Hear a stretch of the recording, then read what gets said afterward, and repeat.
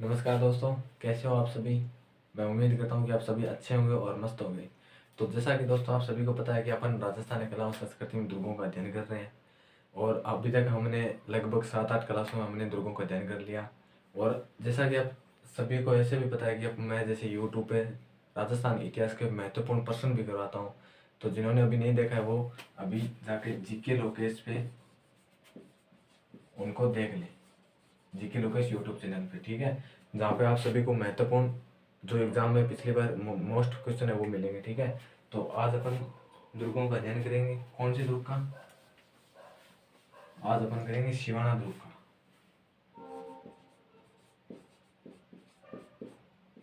शिवाना दुर्ग, शिवाना दुर्ग क्या है? जालोर दुर्ग की कुंजी, ठीक है। तो इसका प्राचीन नाम क्या होता है?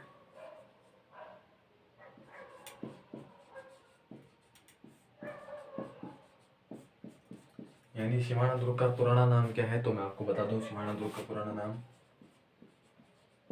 कुमाना है। जैसे जालोर दुर्ग का पुराना नाम जवालीपुर था, जो कौन से शिलालेख में मिला था? जोलिया। इन सब बातों का मैंने एकदम अच्छे से आपको बता दिया। तो जिन्होंने नहीं देखा वो जाके वीडियो देख लेना। और फिर बात आती है कि इसका निर्माण किसने करवाया। तो इसका निर्माण किसने करवाया? इसका निर्माण कराया था भोज के पुत्र वीर नारायण ने करवाया था, वीर नारायण ने करवाया था, ठीक है। तो ये जो है दुर्ग, ये बाड़मेर की जो 56 की पहाड़ियाँ है ना, उसके ऊपर एक और पहाड़ी है हल्देश्वर पहाड़ी, उसमें 10वीं शताब्दी 954 ईस्वी में परमार राजा वीर भोज के पुत्र वीर नारायण ने करवाया था। तो लिखो, बाड़मेर जिले के बाड़मेर जिले के 56 की पहाड़ियाँ, 56 की पहाड़ियों पर 56 की पहाड़ियों पर हल्देश्वर नामक पहाड़ी, हल्देश्वर नामक पहाड़ी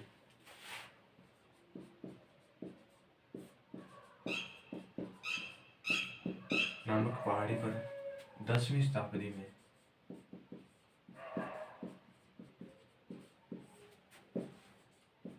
यानी 954 ईस्वी, अगर अपन बात करते हैं तो 954 ईस्वी भी मिलता है, ठीक है।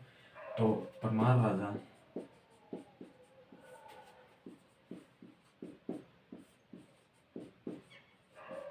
परमार राजा भोज के पुत्र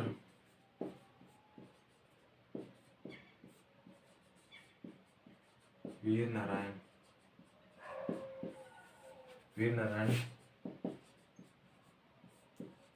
पवार ने करवाया था।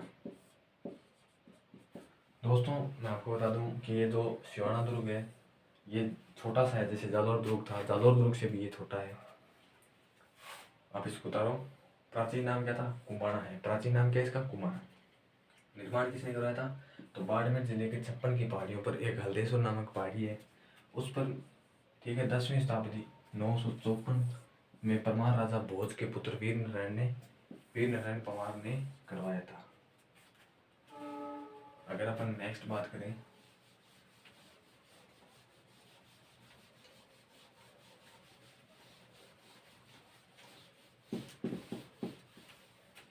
तो जैसा कि मैंने आप सभी को बताया था कि जो सिवाना दुर्ग है वो जालोर दुर्ग की कुंजी है।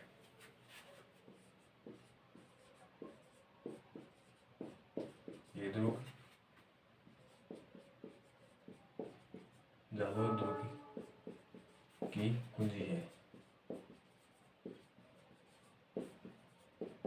तो जैसा कि आप सभी को याद होगा कि मैंने बताया था, जब आपको रणथंभौर पढ़ाया था, तो जैसे कि मान लो ये रणथंभौर है, फिर यहाँ पे उसके 7 दरवाजे थे, ठीक है। तो यहाँ पे एक बना हुआ था, कौन सा दुर्ग? जाइन दुर्ग। जाइन दुर्ग।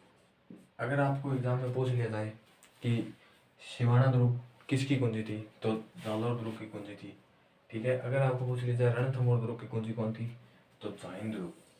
अगर मान लो अपने को रणथंभौर दुर्ग जीतना है, कल को आप सोच लो कि आप रणथंभौर दुर्ग जीत लेंगे, तो रणथंभौर दुर्ग जीतने से पहले आपको इस दुर्ग को जीतना होगा। अगर इस दुर्ग को जीत पाओगे तभी आप इसके अंदर प्रवेश कर पाओगे, अन्यथा कुछ भी नहीं होगा। इसलिए जाइन दुर्ग को पहले जीतना पड़ेगा अपने को, ठीक है। ये अपन मैंने बता दिया, और ये मैंने आपको रणथंभौर दुर्ग पढ़ाया था, उसमें मैंने आपको बता भी दिया।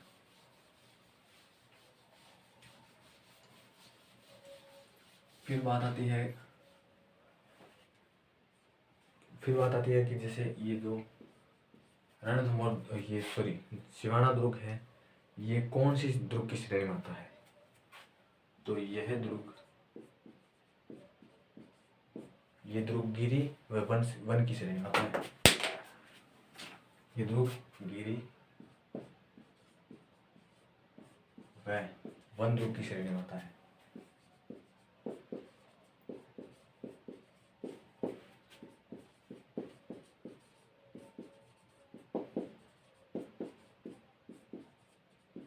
ये दुर्ग गिरी व वन दुर्ग की श्रेणी में आता है। तो जैसा कि मैंने आप सभी को बताया था कि जैसे जालोर दुर्ग पढ़ाया था, तो जालोर दुर्ग भी गिरी और वन दुर्ग की श्रेणी में आता था, ठीक है। जब जालोर दुर्ग में साका हुआ था, तब जो कमालुद्दीन दुर्ग था, अलाउद्दीन खिलजी का सेनापति, उसने पहले सिवाना दुर्ग को जीता था, फिर बाद में जालोर दुर्ग को जीता था, ठीक है।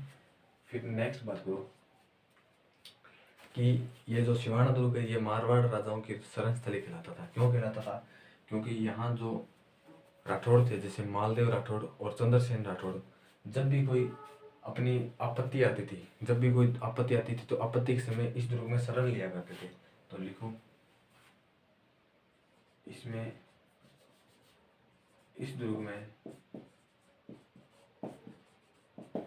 में मालदेव राठौड़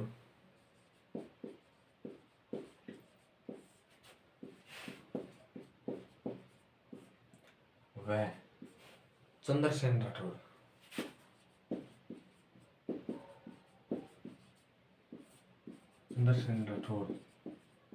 जब भी कोई आपत्ति आती तो आपत्ति के समय इस दुर्ग में शरण लेते थे। आपत्ति के समय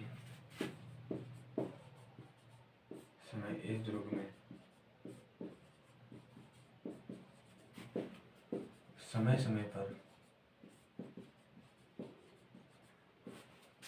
समय पर शरण लेते थे।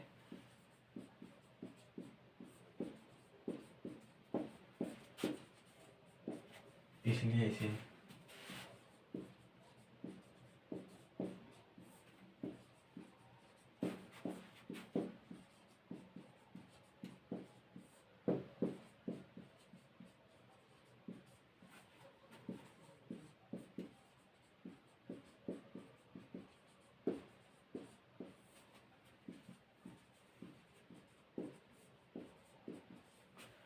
इसे मारवाड़ राजाओं की शरण स्थली कहते हैं। जैसा कि मैं आपको बता दूं कि ये दुर्ग है जो जालोर दुर्ग की कुंजी है, ठीक है। ये दुर्ग गिरी व वन दुर्ग की श्रेणी में आता है, और जालोर दुर्ग भी है जो आता है, ठीक है। ये सिवाना दुर्ग है, आपको मैं बता दूं सिवाना, ठीक है, जालोर दुर्ग की ओर, ठीक है। और इस दुर्ग में मारवाड़ राठौड़ व चंद्रसेन राठौड़ ने जब भी इनके ऊपर कोई आपत्ति आती थी तो वे इस दुर्ग में शरण लेते थे, इसलिए इसे मारवाड़ राजाओं की शरण स्थली कहते हैं। और ये जो है ना, एग्जाम में आया था कि मारवाड़ राजाओं की शरण स्थली किस दुर्ग को कहते हैं, तो ऑप्शन आया था सिवाना, जालोर और रणथंभौर और जैसलमेर। तो आप सभी को पता होगा कि सिवाना दुर्ग होगा इसका राइट आंसर, ठीक है। उतारो आप इसको।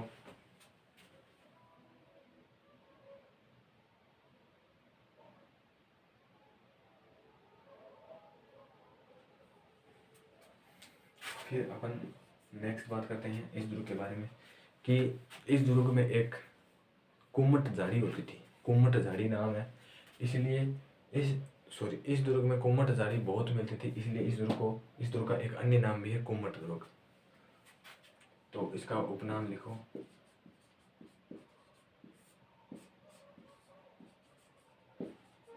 कुमट।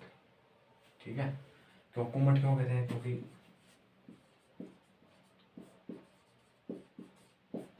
इस दुर्ग में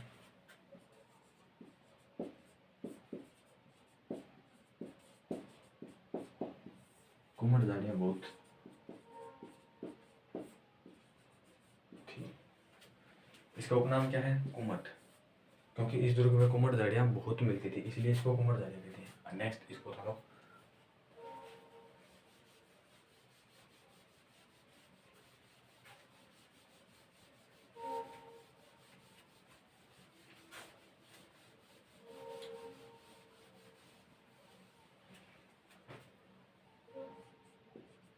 इसमें एक प्रमुख जो बहुत ज्यादा प्रसिद्ध था लोक नायक कौन था?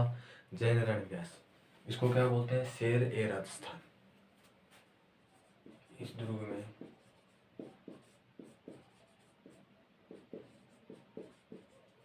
शेर ए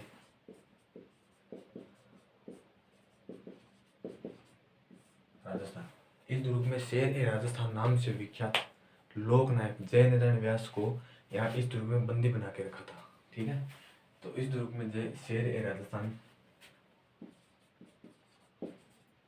नामक विख्यात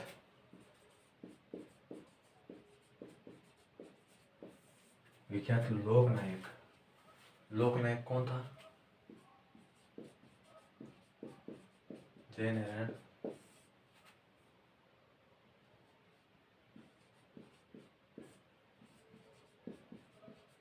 व्यास को इस दुर्ग में बंदी बना कर रखा। जय नारायण व्यास को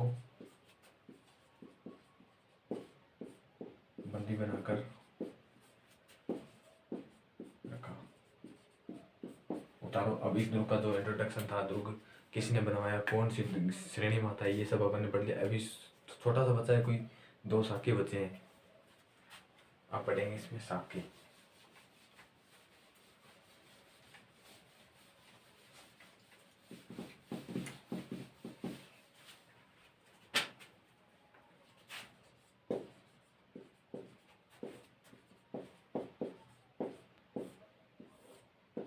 प्रमुख साके, इसमें कितने साके हुए? इसमें सिर्फ 2 साके हुए थे।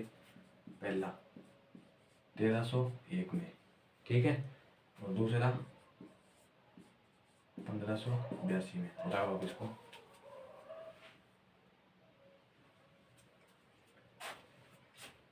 1301 सॉरी, इसमें हुआ था 1310 में, ये मिस्टेक हुई, ये थोड़ा दूसरा याद रह गया, और ये 1582। अब अपन इसके बारे में जानते हैं कि जो 1310 में हुआ था तो वो किसके नेतृत्व में केसरिया हुआ, किसके नेतृत्व में जौहर हुआ, किसने इस पे आक्रमण किया था, कौन से सेनापति ने किया, और इसमें भी पढ़ेंगे अपन। ठीक है,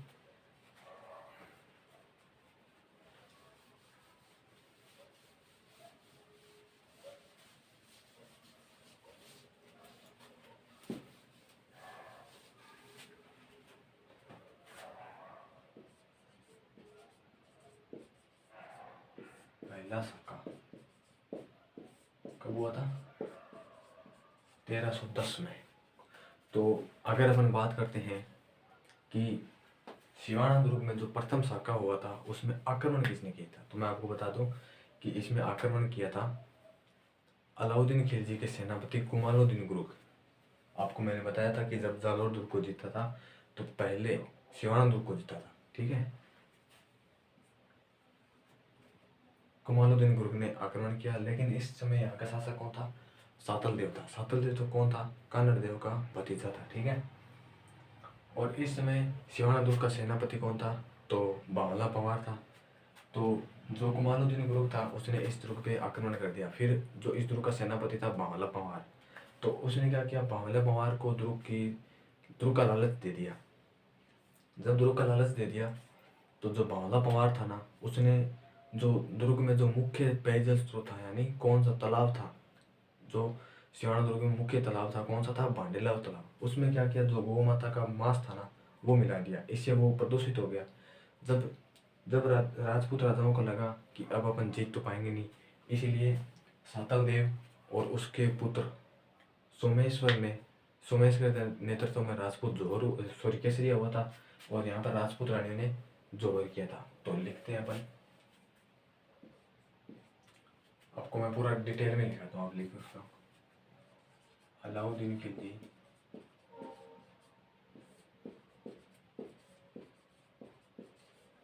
अलाउद्दीन खिलजी के सेनापति अलाउद्दीन खिलजी के सेनापति कमालुद्दीन कुरुक मैंने आपको बताया था।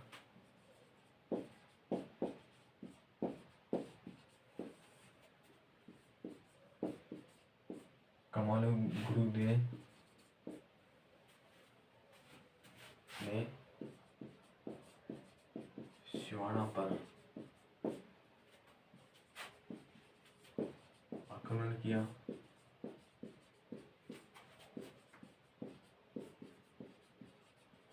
उस समय शासक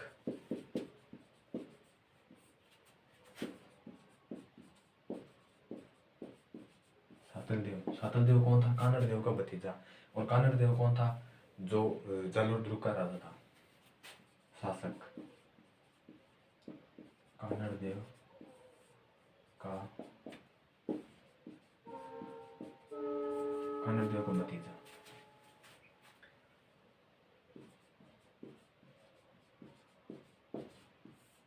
सेनापति कौन था? बांग्ला पंवार।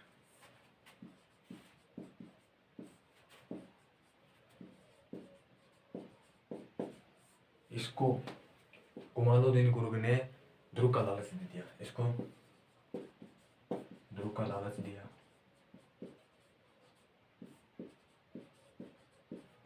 तथा इसने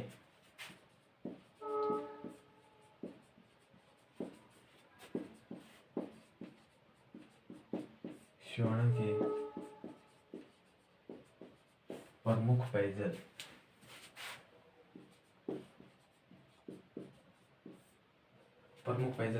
कौन सा था? भांडेला तालाब।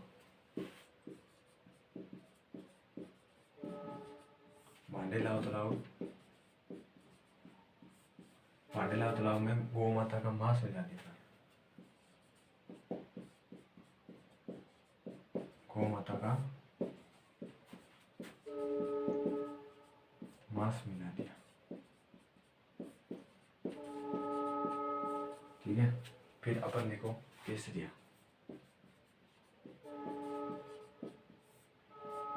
केसरिया किसके नेतृत्व में हुआ था? सातलदेव और उसके पुत्र सोमेश्वर।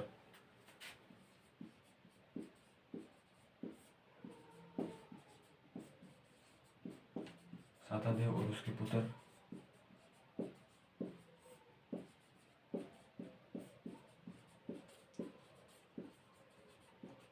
सोमेश्वर। ठीक है, फिर जोहर किसने किया था? तो जोहर तो सीधी सी बात है कि ये राजपूत थे, तो राजपूत रानी ने किया था। राजपूत रानी ने। तो ये पहला साका कंप्लीट।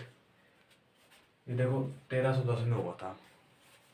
किसी ने किया? अलाउद्दीन खिलजी के सेनापति कमालुद्दीन गुरुग ने इस पे आक्रमण किया। इस दुर्ग का सिवाना दुर्ग का शासक कौन था? तो मैं बता दूं आपको, जो सातलदेव था। सातलदेव कौन था? कानड़ देव का भतीजा था। और बावला पंवार इस दुर्ग का सेनापति था।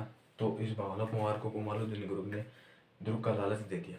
तो इसने क्या किया? जो दुर्ग का जो प्रमुख पेयजल स्रोत था, कौन सा? भांडेला तालाब, इसमें गौ माता का मांस मिला दिया। गौ माता का मांस मिला दिया, इसलिए ये प्रदूषित हो गया। तो जब राजपूत राजाओं को लगा कि अब अपनी जीत है नहीं, हार निश्चित है, तो उन्होंने सातलदेव और उसके नेतृत्व पुत्र सोमेश्वर के नेतृत्व में जो केसरिया हो गया, और जोहर राजपूत रानी ने किया। अब आप इसको उतारो, अपन नेक्स्ट दूसरा साका पढ़ते हैं।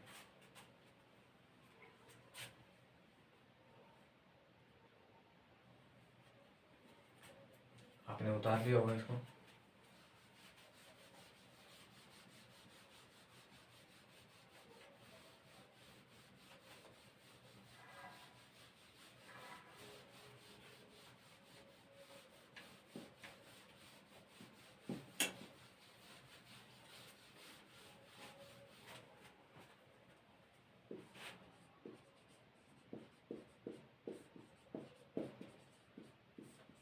दूसरा साका कब हुआ? 1582 में, जब अकबर ने आदेश दिया। किसको? अकबर के कहने पर मारवाड़ का राजा कौन था? मोटा राजा उदय सिंह ने इस दुर्ग पर आक्रमण कर दिया। तो आक्रमण कर दिया तो दुर्ग वाले हार गए। तो इसमें शासक कौन था? कल्याण दास। तो उसके नेतृत्व में तो राजपूतों ने कैसे दिया गया था? और हाड़ी रानी के नेतृत्व में जोहर हुआ था। हाड़ी रानी कौन थी? जो बूंदी के राव सुरजन हाड़ा की पुत्री थी। लिखो, अकबर के कहने पर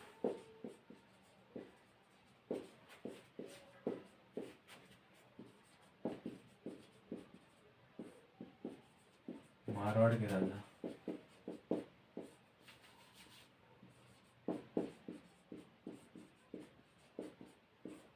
मारवाड़ के मोटा राजा उदय सिंह, जो कौन था? प्रताप सिंह का पिता थे, महाराणा प्रताप। उदय सिंह ने सिवाना पर आक्रमण कर दिया।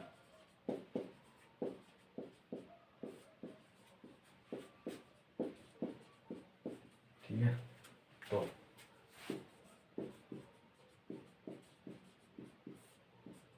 कैसे दिया, किसके नेतृत्व में हुआ? तो कल्याण दास, जिसे हम कल्ला भी बोलते हैं। ठीक है, जिसे हम कल्ला भी बोलते हैं। राजपूतों ने जो, ठीक है, फिर जोहर, हाड़ी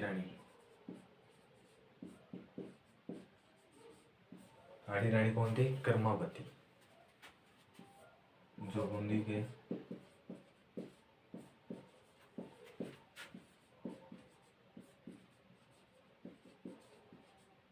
सुरजनहाड़ा की पुत्री। ये लो, अपना दूसरा शाखा भी कंप्लीट हुआ। इसके साथ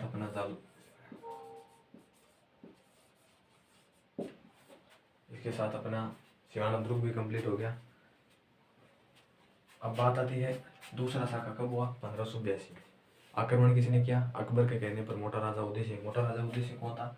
मारवाड़ का राजा। ठीक है, तो उसने उदय सिंह आक्रमण कर दिया। तो इसमें जब ये हार गए तो कल्याण दास के नेतृत्व में राजपूतों ने कैसे दिया किया, और हाड़ी रानी के नेतृत्व में जोहर हुआ।